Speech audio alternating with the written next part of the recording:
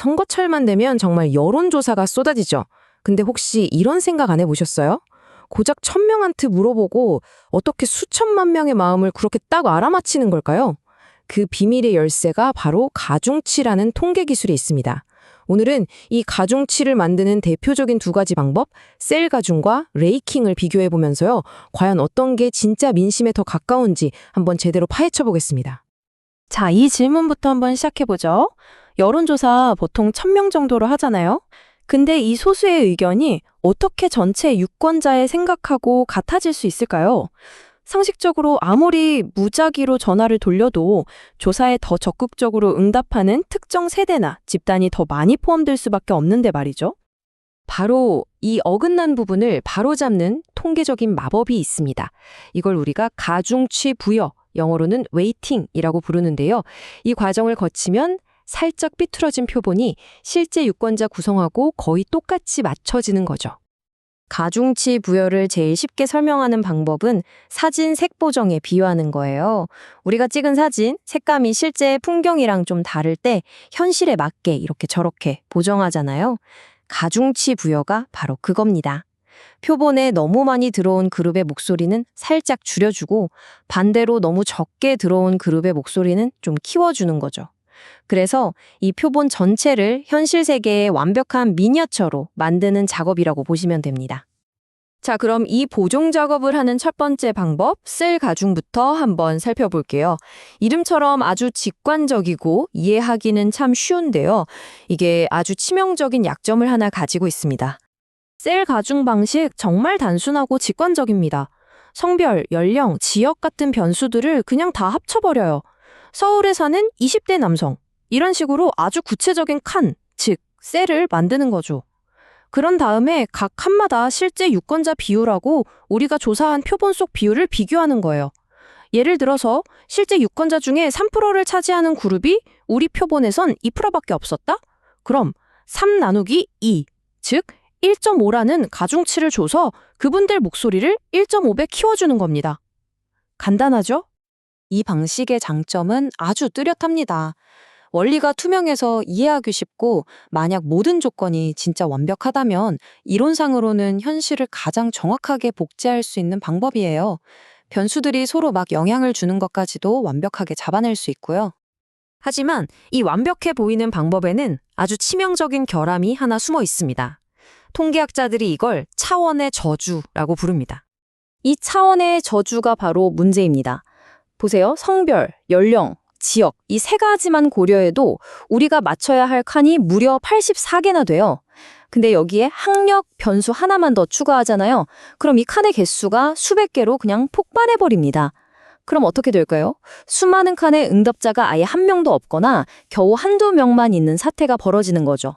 결국 가중치가 막 비정상적으로 커지거나 아예 계산이 불가능해져서 조사 전체의 안정성이 와르르 무너지게 됩니다. 바로 이 차원의 저주를 풀기 위해서 개발된 더 정교하고 강력한 기술이 있습니다.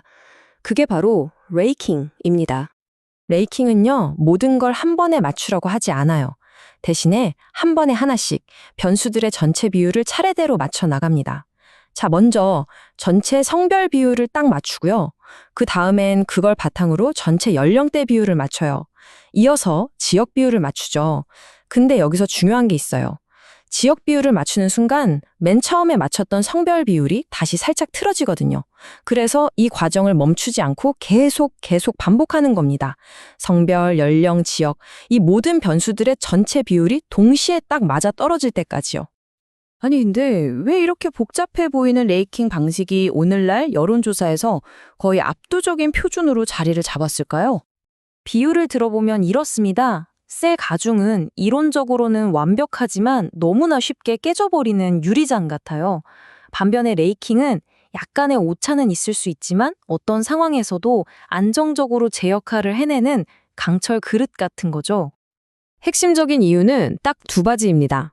첫째, 요즘 하회는 정말 복잡해서 이념이나 투표율처럼 훨씬 더 많은 변수들을 고려해야 정확한 예측이 가능하거든요. 셀 가중은 이걸 감당 못하지만 레이킹은 거뜬히 해냅니다. 둘째, 점점 응답률이 낮아지면서 강원, 제주 20대 남성 같은 특정 그룹의 표본을 충분히 모으는 게 거의 불가능해졌어요. 이렇게 데이터가 좀 부족한 상황에서도 레이킹은 훨씬 안정적인 결과를 보장해줍니다. 자, 지금까지는 어떻게 가중치를 주는지 기술적인 얘기를 했는데요. 근데 이제부터가 진짜 중요합니다. 우리는 누가라는 더 본질적인 질문으로 넘어가야 해요. 이 강력한 보정 도구를 과연 누가 통제하고 있을까요? 이 문장이 바로 가중치가 가진 엄청난 힘을 보여줍니다. 이게 단순한 통계 보정을 넘어서 여론조사의 결과 자체를 얼마든지 바꿀 수 있는 힘을 가졌다는 뜻이거든요. 우리나라 선거 여론조사에서는요, 선거 여론조사 심의위원회, 줄여서 여심이라는 곳이 바로 이 가중치 조정의 범위를 관리하고 결과가 믿을 만한지 아닌지를 판단하는 기준을 정합니다. 그리고 바로 여기가 오늘 이야기의 핵심입니다. 여론조사의 공정성을 감독해야 할 바로 이 여심이가요, 선거를 직접 주관하는 중앙선거관리위원회, 즉 선관위와 사실상 한 몸이라는 점입니다. 다시 말해 선수와 심판이 같은 팀인 셈이죠. 이 사실은 우리에게 마지막 질문을 던지게 만듭니다. 과연 이것은 통계를 바로잡는 보정일까요? 아니면 혹시 모를 왜곡의 가능성을 열어두는 걸까요? 오늘 우리는 셀 가중과 레이킹이라는 통계 도구가 어떻게 민심을 재구성하는지 봤습니다. 하지만 이 질문은 여전히 남습니다.